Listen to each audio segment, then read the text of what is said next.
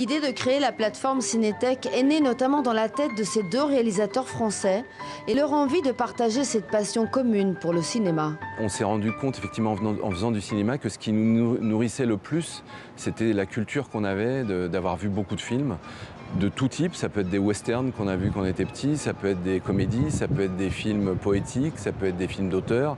On s'est rendu compte que cette pluralité de films, elle était importante pour faire du cinéma. Mes premiers souvenirs de cinéma, c'est une petite salle dans la toute petite ville où j'habitais quand j'étais enfant. Et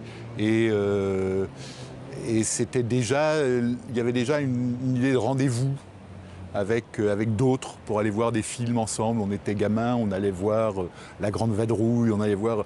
Et il y a cette envie de partager que le cinéma déclenche très facilement, quoi. Alors le principe, c'est que vous avez demandé à des réalisateurs de vous communiquer la liste de leurs films préférés. Faisons l'exercice ensemble. Quels sont les films que vous préférez, le top 3 dans votre top 50? Je dirais les trois réalisateurs qui sont importants pour moi, c'est Fellini en premier. Et donc j'ai cité La Dolce Vita ou Les Nuits de Cabiria.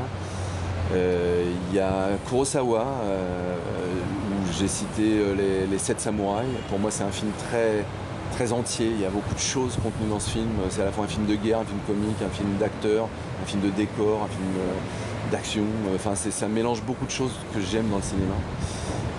Et puis, alors après, il y a plein d'autres gens, comme Woody Allen, Scorsese, mais je dépasse les trois, là, je crois. Il y a beaucoup de chefs-d'œuvre, mais il y a aussi des petits films qui nous ont marqués pour une raison ou une autre.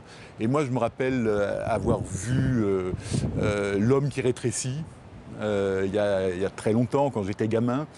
Et les images de ce film étaient restées tellement ancrées dans mon esprit que j'ai eu envie de le revoir. Et le mettre sur le site était du coup une très bonne façon de pouvoir le revoir. La plupart de ces films peuvent être loués à la demande. Et chaque mois, la Cinétech propose aussi une sélection thématique.